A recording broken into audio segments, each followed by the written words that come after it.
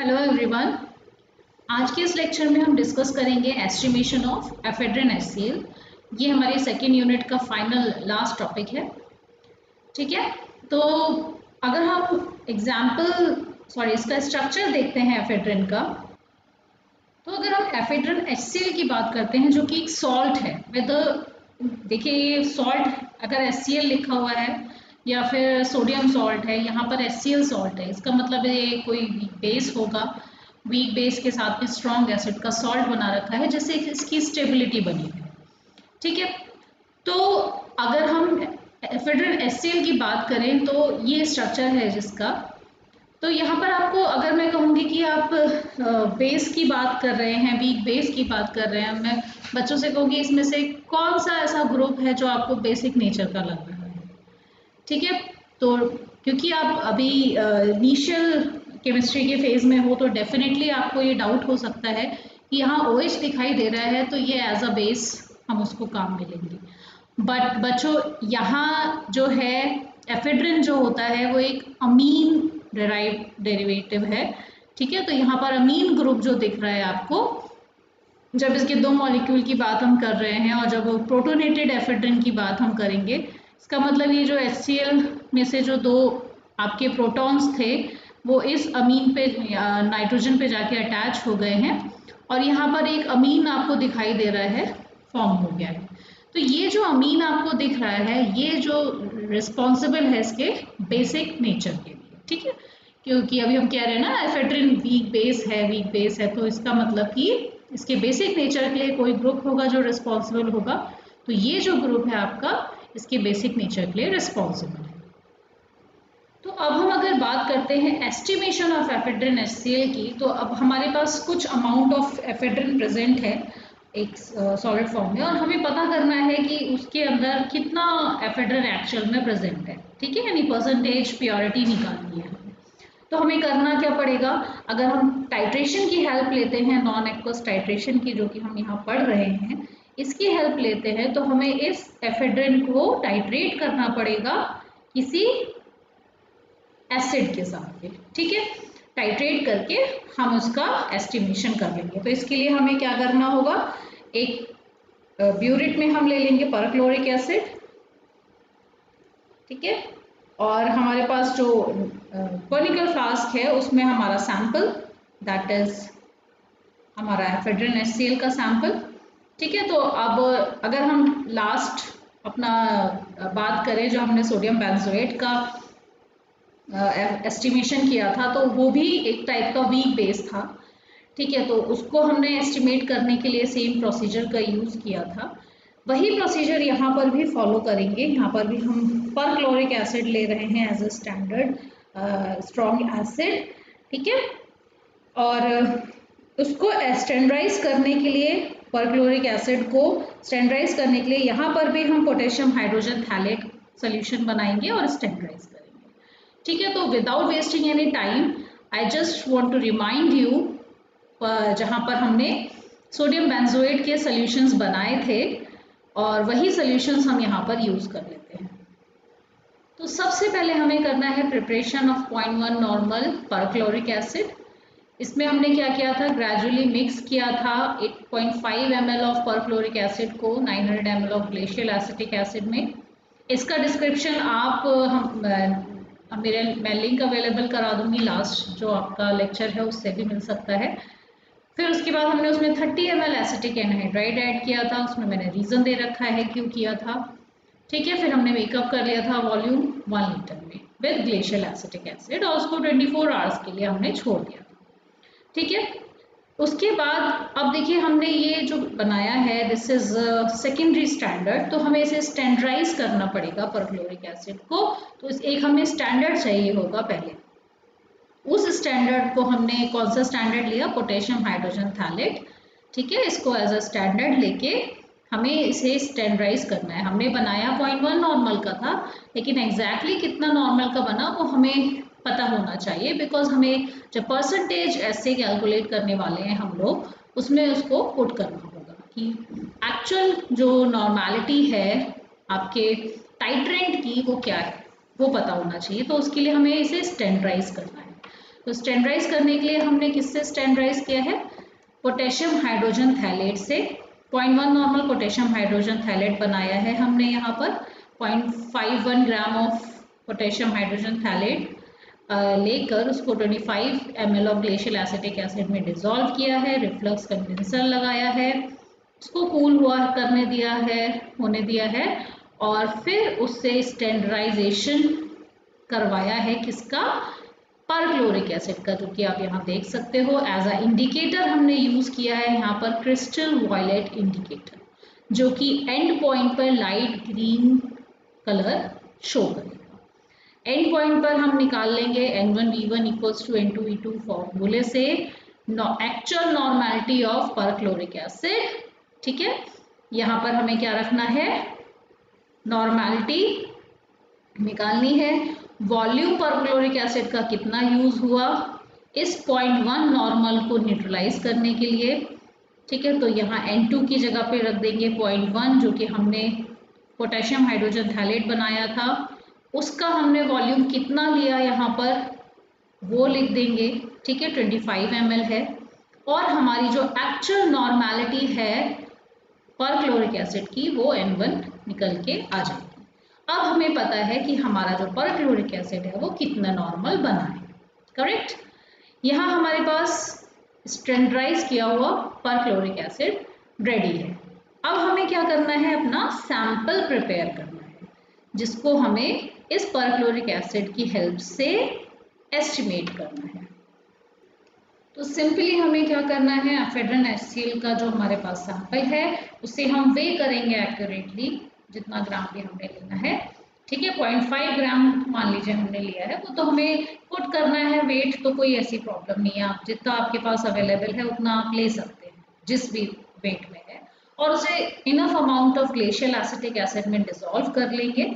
ठीक है, जिससे कि वो डिसॉल्व हो जाए। उसके बाद few drops of indicator of crystal violet, indicator जो हम था कुछ उसकी ड्रॉप्स ऐड कर देंगे। देन हमें क्या करना है, इस परक्लोरिक एसिड से उसे टाइट्रेट करना है, जो हमने स्टैंडर्डाइज परक्लोरिक एसिड बना रखा है। ठीक है, उससे हम टाइट्रेट करके देखेंगे और सैंपल का एंड पॉइंट निकालेंगे। ठीक है, एंड पॉइंट पे ब्लू से ब्लूइश ग्रीन कलर आ सकता है, blue to bluish green colour appear होगा एट एंड पॉइंट, राइट। तो उसके बाद हमें क्या करना है, कैलकुलेट करना है कि कितना हमारे पास एफेड्रिन HCl की परसेंटेज प्योरिटी आती है। करेक्ट, अब एक इम्पॉर्टेंट पॉइंट और इसमें आता है कि ये जो हमारा HClO4 है, जब आपके एसिटिक एसिड से रिएक्ट करते हैं, क्योंकि हमने उसी में बनाया है एसिटिक एसिड, तो इसी से टाइट्रेशन करा रहे हैं, तो एक आयन बनता है CH3COOH2 पॉजिटिव, जिसे हम कहते हैं ओनियम आयन। ठीक है, यह इसने क्या किया, इस समय ये बेस की तरह, क्योंकि देखिए स्ट्रॉन्ग एसिड इसके साथ में है, तो ये as a acceptor, proton acceptor की तरह वर्क करेगा और कुछ टाइम के लिए इस प्रोटॉन को ले लेगा। ठीक है, अब इससे ज़्यादा इसको जब बेसिक कुछ दिखाई देगा तो फटाफट से अपना ये एक हाइड्रोजन जो इस पर एक्स्ट्रा दिख रहा है वो डोनेट कर पाएगा। तो एक्चुअल जो एक्टिंग स्पीशीज है वो ओनियम आयन ही होता है। परक्लोरिक एसिड और सिट्रिक एसिटिक एसिड का जब हम सोल्यूशन बनाते हैं तो जो रिएक्ट करता है स्पीशीज मेनली ओनियम आयन जो बनता है, ओनियम आयन ही जाके बेस को न्यूट्रलाइज करता है, क्योंकि इस समय सबसे सक्षम यही है बहुत अच्छे से अपना प्रोटॉन डोनेट करने के लिए।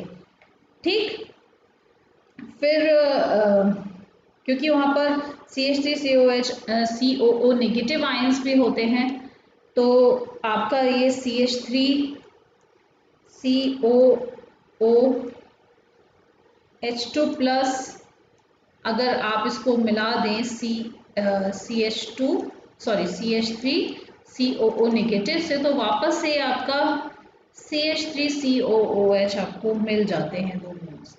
ठीक है, तो इस तरह से ये वापस से अपने फॉर्म में भी आ जाता है। फिलहाल इसका ओनियम आयन का काम यहाँ क्या दिख रहा है हमें कि ये एक प्रोटॉन को कैरी कर रहा है जो इसे रिएक्शन में बीच में डोनेट करना है। ठीक है, तो ये इसके साथ भी रिएक्ट करेगा, एसीटेट आयन के साथ भी, और आपका जो इस एक्टिंग स्पीशीज जहाँ एक्ट करनी है यानी बेस से जो रिएक्ट करना है वो भी काम ये करेगा। ठीक है, जैसे ही एफेड्रन हाइड्रोक्लोराइड का प्रोटोनेशन हो जाता है। तो होता क्या है कि ये CH3COH नेगेटिव कहाँ से आया? जैसे ही आपने देखिए ये सोल्यूशन भी एफेड्रन HCl का ग्लेशियल एसिटिक एसिड में बना रखा है। ठीक है, यानी कि प्रोटोनेशन जो मैं बता रही हूँ, प्रोटोनेटेड एफिनेटेड जहाँ बन रहा है वहाँ इस ग्लेशियल एसिटिक एसिड का कहीं ना कहीं कोई रोल है इस प्रोटोनेटेड एफेड्रन को बनाने में। ठीक है, तो जैसे ही प्रोटोनेटेड एफेड्रन बन जाता है तो यहाँ पर ये CH3COOH नेगेटिव रिलीज हो जाते हैं। ठीक है, जब प्रोटोनेटेड एफेड्रन बन गया इसका मतलब कि जो आपके ओनियम आयन है ये इससे रिएक्ट करने के बाद वापस से आपके CH3COH में कन्वर्ट हो जाते हैं। करेक्ट। अब इसका परसेंटेज प्योरिटी निकालने से पहले हम इसका फैक्टर निकाल लेते हैं। ठीक है, तो 1, मैं इसीलिए बार बार फैक्टर आपको निकाल के दिखा रही हूँ जिससे कि आपकी प्रैक्टिस हो जाए। 1 mole of perchloric acid is equivalent to 1 mole of ephedrine HCl। ठीक है, तो 1 मोल ऑफ यानी कि 1000 ml of 1 molar HClO4 is equivalent to 201.69 gram of ephedrine HCl। अब इसका अगर हम 1 ml करें, ठीक है, यानी कि यहाँ 1000 है, इसको 1 ml किया है तो यहाँ डिवाइड बाय, इस तरफ भी डिवाइड बाय 1000 करना पड़ेगा हमें। 1 ml ऑफ 1 मोलर या 1 नॉर्मल, ठीक है, दोनों लिख सकते हो बिकॉज इस केस में नॉर्मैलिटी इक्वल है मोलैरिटी के। ठीक है, तो यहाँ पर 1 नॉर्मल लिख लीजिए, कोई प्रॉब्लम नहीं है। तो 1 normal, 1 ml of 1 normal HClO4 is equivalent to 0.2069 gram of ephedrine HCl। 1 ml of 0.1 का हमने बनाया था यानी डिवाइड बाय 10 दोबारा कर दिया है। HClO4 is equivalent to 0.02069 gram of ephedrine HCl। ठीक हो गया, तो ये आपका फैक्टर कैलकुलेट होकर आ गया है। अब हमें फॉर्मूले में वैल्यूज पुट करनी है। कौन से फॉर्मूले में? परसेंटेज प्योरिटी वाले। फॉर्मूला हमें याद आ गया होगा जो हमने पुराना नोट किया था परसेंटेज प्योरिटी का। यहाँ हम रखेंगे वॉल्यूम ऑफ टाइट्रेंट, मतलब कि वॉल्यूम ऑफ परक्लोरिक एसिड जितना भी यूज हुआ, ठीक है, इस सैंपल को न्यूट्रलाइज करने के लिए जो हमने सैंपल लिया। ठीक है, ये जो हमने सैंपल लिया था इसको न्यूट्रलाइज करने के लिए जितना भी volume of perchloric acid use हुआ, वॉल्यूम ऑफ टाइट्रेंट बोल सकते हो, उसको रखना है। एक्चुअल नॉर्मैलिटी ऑफ टाइट्रेंट जो हमने कैलकुलेट करी थी N1V1 = N2V2 से, वो यहाँ रखेंगे। आईपी फैक्टर हमने निकाल रखा है ये 0.02169, ठीक है, वो रख देंगे into 100 into weight of sample. मैंने आपसे इनिशियली कहा था यहाँ हमने 0.5 ग्राम ले रखा था। ठीक है, यहाँ हम जब सैंपल प्रिपरेशन कर रहे थे उस टाइम हमने यहाँ पर ये 0.5 ग्राम ले रखा है। ठीक है, अदरवाइज जितना भी अवेलेबल है हमारे पास उस हिसाब से हम ले सकते हैं। तो वेट ऑफ सैंपल हमें ग्राम में रखना है, ग्राम में रख देंगे। एक्सपेक्टेड नॉर्मैलिटी ऑफ टाइट्रेंट हमने 0.1 बनाई थी तो 0.1। ठीक है, ये सारी चीजें रख के हम percentage purity of sample calculate कर लेते हैं। राइट, तो इस तरह से हमारे पास परसेंटेज प्योरिटी सैंपल की आ जाती है कि वो कितना प्योर सैंपल था। करेक्ट। तो ये हो गया हमारा सेकेंड यूनिट कंप्लीट। इसमें हमने एस्टिमेशन ऑफ एफेड्रिन HCl आज कंप्लीट कर लिया है। नेक्स्ट लेक्चर से हम लोग थर्ड यूनिट स्टार्ट करेंगे। तब तक इसको अच्छे से पढ़िए, नोट्स बनाइए और डाउट पूछिए। All the best, bye.